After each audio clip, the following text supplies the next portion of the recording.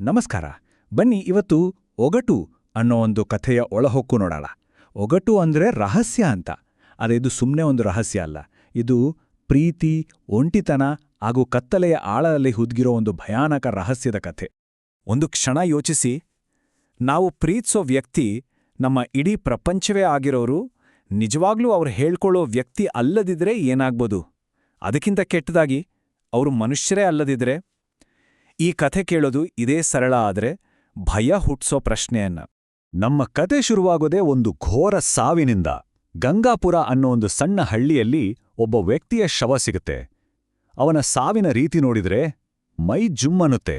ಯಾಕಂದ್ರೆ ಅವನ ಕುತ್ತಿಗೆಯನ್ನ ಯಾವುದೋ ಪ್ರಾಣಿ ಕ್ರೂರವಾಗಿ ಹರ್ದಾಕಿದ ಹಾಗೆ ಗಾಯಗಳಾಗಿತ್ತು. ತಕ್ಷಣಕ್ಕೆ ಎರಡು ಥಿಯರಿಗಳು ಹುಟ್ಕೊಳ್ಳುತ್ತೆ.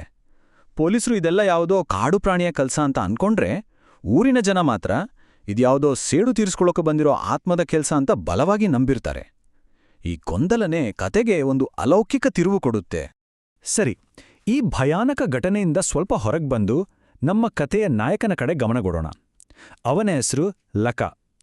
ಆ ಊರಿನ ಚಿತಾಗಾರ ಅಂದ್ರೆ ಸ್ಮಶಾನದಲ್ಲಿ ಕೆಲಸ ಮಾಡೋನು. ಸಮಾಜದಿಂದ ದೂರ ಇಡಲ್ಪಟ್ಟ ಒಬ್ಬ ಒಂಟಿ ಜೀವಿ. ಲಕನ ಪರಿಸ್ಥಿತಿ ಅರ್ಥ ಮಾಡ್ಕೋಬೇಕು ಅಂದ್ರೆ ಚಂಡಾಳ ಅನ್ನೋ ಪದದ ಬಗ್ಗೆ ತಿಳ್ಕೋಬೇಕು. ಇದು ಅವನ ಕೆಲಸವನ್ನು ಮಾತ್ರ ಹೇಳಲ್ಲ, ಸಮಾಜದಲ್ಲಿ ಅವನ ಸ್ಥಾನಮಾನವನ್ನು ಹೇಳುತ್ತೆ.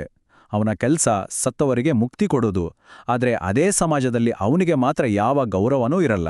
ಲಕ್ನ ನೋವು ಈ ಒಂದು ಮಾತಲ್ಲೇ ಗೊತ್ತಾಗತ್ತೆ. ಇದು ಬರೀ ಒಂದು ಪ್ರಶ್ನೆಯಲ್ಲ, ಬದಲಿಗೆ ಅವನ ಒಂಟಿತನ, ಅವನ ಹತಾಶೆ ಮತ್ತು ಒಂದು ಸಾಮಾನ್ಯ ಜೀವನಕ್ಕಾಗಿ ಅವನು ಪಡ್ತಿದ್ದ ಹಂಬಲದ ಕೂಗು. ಹೇಗೋ ಅವನಿಗೆ ಒಂದು ಸಾಮಾನ್ಯ ಜೀವನ ನಡೆಸೋ ಆಸೆ ಚಿಗುರುತ್ತೆ. ಒಂದು ಮದುವೆ ಮಾತುಕತೆ ಕೂಡ ಶುರುವಾಗುತ್ತೆ. ಆದ್ರೆ ಅವನು ಚಂಡಾಲ ಅಂತ ಗೊತ್ತಾದ ತಕ್ಷಣ ಹುಡುಗಿಯ ತಂದೆ ಆ ಸಂಬಂಧವನ್ನ ಮುರಿದು ಹಾಕ್ತಾರೆ. ಈ ತಿರಸ್ಕಾರ ಅವನನ್ನ ಪೂರ್ತಿಯಾಗಿ ಕುಗ್ಗಿಸಿಬಿಡುತ್ತೆ. ಅವನನ್ನ ಇನ್ನಷ್ಟು ದುರ್ಬಲನನ್ನಾಗಿ ಮಾಡುತ್ತೆ. ಲೇಖ ಹೀಗೆ ಪೂರ್ತಿ ಕುಗ್ಗಿ ಹೋಗಿದ್ದಾಗ ಕಥೆಯಲ್ಲಿ ಒಂದು ಅನಿರೀಕ್ಷಿತ ತಿರುವು ಸಿಗತ್ತೆ. ಒಬ್ಬ ಸುಂದರವಾದ ಆದರೆ ನಿಗೂಢವಾದ ಹೆಣ್ಮಗಳು ಅವನ ಜೀವನಕ್ಕೆ ಬರ್ತಾಳೆ. ಅವಳು ಹೇಳೋ ಕಥೆ ಕೇಳಿದ್ರೆ ಯಾರಿಗಾದ್ರೂ ಕರುಣೆ ಬರುತ್ತೆ. ಚಿಕ್ಕ ವಯಸ್ಸಲ್ಲೇ ಅಪ್ಪ ಅಮ್ಮನ್ನ ಕಳ್ಕೊಂಡ ಅನಾಥೆ, ತನ್ನನ್ನೇ ಮಾರೋಕೆ ನಿಂತಿದ್ದ ದುಷ್ಟ ಚಿಕ್ಕಪ್ಪನಿಂದ ತಪ್ಸ್ಕೊಂಡ್ ಬಂದಿರ್ತಾಳೆ. ಲಕನ ಹಾಗೆ ಒಂಟಿಯಾಗಿದ್ದ ಅವಳ ಕಥೆ ಅವನ ಮನ್ಸಲ್ಲಿ ಸಹಾನುಭೂತಿ ಹುಟ್ಟಿಸುತ್ತೆ. ಇಲ್ಲಿ ನೋಡಿ ಇವ್ರ ಸಂಬಂಧ ಎಷ್ಟು ವೇಗವಾಗಿ ಬೆಳೀತೆ ಅಂತ. ಒಂದೇ ದಿನದಲ್ಲಿ ಭೇಟಿ, 3ನೇ ದಿನಕ್ಕೆ ಅವಳು ಅವನ ಮನೆಗೆ ಬಂದ್ಬಿಡ್ತಾಳೆ, 7ನೇ ದಿನಕ್ಕೆ ಮದುವೆನೂ ಆಗೋಗುತ್ತೆ. ಇದೆಲ್ಲ ಸ್ವಲ್ಪ ಜಾಸ್ತಿನೇ ವೇಗ ಅಲ್ವಾ? ಇದು ಒಂದು ರೀತಿ ಅಸ್ವಾಭಾವಿಕ ಅನ್ಸೋಕೆ ಶುರುವಾಗುತ್ತೆ. ಒಂದು ಕಡೆ ಲಕನ ಜೀವನಕ್ಕೆ ಪ್ರೀತಿಯ ಬೆಳಕು ಬಂತು, ಇನ್ನೊಂದು ಕಡೆ ಆ ಊರಿಗೆ ಮತ್ತೆ ಸಾವಿನ ಕರಿನೆರಳು ಆವರಿಸ್ಕೊಳ್ಳುತ್ತೆ. ಅವನ ಸಂತೋಷಕ್ಕೂ ಊರಲ್ಲಿ ನಡೀತಿರೋ ಈ ಘೋರ ಘಟನೆಗಳಿಗೂ ಏನಾದ್ರೂ ಸಂಬಂಧ ಇದೆಯಾ? ಅದರಲ್ಲೂ ಶಾಕಿಂಗ್ ವಿಷಯ ಏನಂದ್ರೆ, ಇವರಿಬ್ಬರ ಮದುವೆ ಆದ ದಿನಾನೇ ಇನ್ನೊಂದು ಹೆಣ ಬೀಳುತ್ತೆ. ಆದ್ರ ಸಾವಿನ ರೀತಿ ಸೇಮ್ ಟು ಸೇಮ್. ಮೊದಲು ಸಿಕ್ಕಿದ್ದ ಹೆಣದ ಮೇಲಿದ್ದ ಹಾಗೆ ಕುತ್ತಿಗೆ ಮೇಲೆ ಕ್ರೂರವಾದ ಗಾಯಗಳು.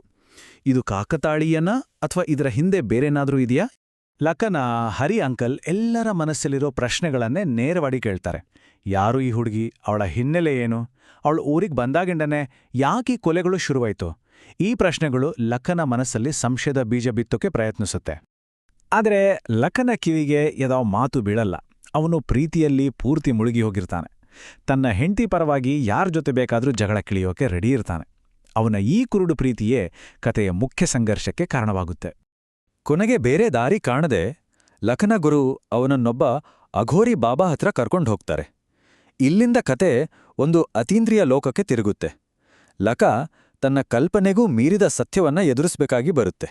ಆವಾಗ ಅಘೋರಿ ಬಾಬಾ ಆ ಕೆಟ್ಟ ಶಕ್ತಿಗೆ ಒಂದು ಹೆಸರು ಕೊಡ್ತಾರೆ, ಪಿಶಾಚಿ. ಇದು ಸುಮ್ಮನೆ ದೆವ್ವ ಅಲ್ಲ, ಹಿಂಸಾತ್ಮಕವಾಗಿ ಸತ್ತು ಸೇಡು ತೀರಿಸ್ಕೊಳ್ಳೋಕೆ ಇನ್ನೊಬ್ಬರ ದೇಹವನ್ನ ಹೊಕ್ಕು ಮಾಂಸ ತಿನ್ನು ಒಂದು ಭಯಾನಕ ದುಷ್ಟ ಆತ್ಮ. ಈ ಒಂದು ವ್ಯಾಖ್ಯಾನ ಎದುರಿಗಿರೋ ಅಪಾಯ ಎಷ್ಟು ದೊಡ್ಡದು ಅಂತ ಸ್ಪಷ್ಟಪಡಿಸುತ್ತೆ. ಆಮೇಲೆ ಅಘೋರಿ ಬಾಬಾ ಆ ಒಂದು ಭಯಾನಕ ಸತ್ಯವನ್ನ ಹೇಳ್ತಾರೆ. ಈ ಮಾತು ಲಖನ ಇಡೀ ಪ್ರಪಂಚವನ್ನೇ ತಲೆಕೆಳಗಾಗಿಸುತ್ತೆ. ಅವನ ಪ್ರೀತಿ, ಅವನ ಸಂತೋಷ ಎಲ್ಲವೂ ಒಂದು ಸುಳ್ಳು, ಒಂದು ಭ್ರಮೆ ಅಂತ ಅವನಿಗೆ ಗೊತ್ತಾಗುತ್ತೆ. ಬಾವ ಸುಮ್ಮನೆ ಹೇಳಿಬಿಡಲ್ಲ, ಅದನ್ನ ಪ್ರೂವ್ ಮಾಡಕ್ಕೆ ಒಂದು ಪ್ಲಾನ್ ಕೂಡ ಕೊಡ್ತಾರೆ. ಬರೋ ಅಮಾವಾಸ್ಯೆ ರಾತ್ರಿ ಅವಳನ್ನ ಹೇಗೆ ಆದ್ರೂ ಮಾಡಿ ಮನೆಯೊಳಗೆ ಇಟ್ಕೋಬೇಕು. ಆಗ ಅವಳ ನಿಜವಾದ ರಾಕ್ಷಸಿ ರೂಪ ಹೊರಗೆ ಬರುತ್ತೆ ಅಂತಾರೆ. ಇದು ಕತೆಯ ಅಂತಿಮ ಮುಖಾಮುಖಿಗೆ ದಾರಿ ಮಾಡಿಕೊಡುತ್ತೆ. ಕಥೆ ಈಗ ಕ್ಲೈಮ್ಯಾಕ್ಸ್ ಹಂತಕ್ಕೆ ಬಂದಿದೆ. ಅಮಾವಾಸ್ಯೆ ರಾತ್ರಿ ಬಂದೇ ಬಿಟ್ಟಿದೆ. ಲಕ ಎದೆಯಲ್ಲಿ ಭಯ, ಮನಸ್ಸಲ್ಲಿ ಗೊಂದಲ ಇಟ್ಕೊಂಡು ಬಾಬಾ ಹೇಳಿದ ಹಾಗೆ ಮಾಡೋಕೆ ಸಿದ್ಧನಾಗ್ತಾನೆ. ಬಾಬಾ ಹೇಳಿದ್ದಾಗೇ ಆಗತ್ತೆ. ಅವಳನ್ನ ಮನೆಯಿಂದ ಹೊರಗೆ ಹೋಗಕ್ಕೆ ಬಿಡದೇ ಇದ್ದಾಗ ಅವನ ಪ್ರೀತಿಯ ಹೆಂಡ್ತಿ ಅಬ್ಬಬ್ಬಾ ಒಂದು ಭಯಾನಕ ವಿಕಾರ ರೂಪಕ್ಕೆ ತಿರುಗಿಬಿಡ್ತಾಳೆ. ಆ ಕ್ಷಣದಲ್ಲಿ ಲಕನ ಪ್ರೀತಿಯ ಭ್ರಮೆ ಗಾಜಿನ ಹಾಗೆ ಪುಡಿಪುಡಿಯಾಗುತ್ತೆ. ಆಮೇಲೆ ಶುರುವಾಗೋದೇ ಒಂದು ಘೋರ ಹೋರಾಟ. ಸರಿಯಾದ ಸಮಯಕ್ಕೆ ಅಘೋರಿ ಬಾಬಾ ಬಂದು ಭೂತೋಚ್ಚಾಟನೆ ಶುರು ಮಾಡ್ತಾರೆ. ಆ ಪಿಶಾಚಿ ಅವರೆಲ್ಲರನ್ನೂ ನಾಶ ಮಾಡ್ತೀನಿ ಅಂತ ಗರ್ಜಿಸ್ತೆ. ಕೊನೆಗೆ ಆ ಪಿಶಾಚಿಯನ್ನ ನಿಗ್ರಹಿಸೋಕ್ಕೆ ಬೇರೆ ದಾರಿ ಇಲ್ದೆ ಅದು ವಾಸವಾಗಿದ್ದ ದೇಹವನ್ನೇ ಸುಟ್ಟು ಹಾಕಬೇಕಾಗಿ ಬರುತ್ತೆ. ಆ ಭಯಾನಕ ಹೋರಾಟ ಮುಗಿದ ಮೇಲೆ ಎಲ್ಲವೂ ಸರಿಯೋಯಿತು ಅನ್ಸುತ್ತೆ. ಅವನ ಹೆಂಡತಿ ಈಗ ದುರ್ಬಲಳಾಗಿದ್ರೂ ಮತ್ತೆ ಮನುಷ್ಯಳಾಗೆ ಕಾಣಿಸ್ತಾಳೆ. ಆದ್ರೆ ಕಥೆ ಇನ್ನೂ ಮುಗಿದಿಲ್ಲ. ಅವಳು ಒಂದು ಕೊನೆಯ ರಹಸ್ಯವನ್ನ ಬಾಯ್ಬಿಡ್ತಾಳೆ. ಅವಳು ಹೇಳೋ ಆ ಒಂದು ಮಾತು ಇಡೀ ಕಥೆಯ ಭಯಾನಕತೆಯನ್ನ ಬೇರೆ ಮಟ್ಟಕ್ಕೆ ತೆಗೆದುಕೊಂಡು ಹೋಗುತ್ತೆ. ಸಾಮಾನ್ಯವಾಗಿ ಸಂತೋಷ ತರಬೇಕಾದ ಈ ಮಾತು ಇಲ್ಲಿ ಕೇವಲ ಭಯವನ್ನಷ್ಟೇ ತರುತ್ತೆ. ಅವಳ ದೇಹದಲ್ಲಿದ್ದ ಪಿಶಾಚಿ ಹೋಯ್ತು, ಆದರೆ ಅದರ ವಂಶ ಅದು ಮುಂದುವರಿಯುತ್ತಾ? ಹಾಗಾದ್ರೆ ಲಖನ ಜೀವನದ ಈ ಒಗಟು ನಿಜವಾಗ್ಲೂ ಬಿಡಿಸಿದ ಹಾಗಾಯ್ತಾ? ಅಥವಾ ಇನ್ನೊಂದು, ಬಹುಶಃ ಇದಕ್ಕಿಂತಲೂ ದೊಡ್ಡದಾದ ಭಯಾನಕವಾದ ಒಗಟು ಈಗ ಶುರುವಾಯ್ತಾ? ಈ ಪ್ರಶ್ನೆಯೊಂದಿಗೆ ಈ ವಿವರಣೆಯನ್ನ ಮುಗಿಸೋಣ. ಇದರ ಬಗ್ಗೆ ಯೋಚನೆ ಮಾಡಿ.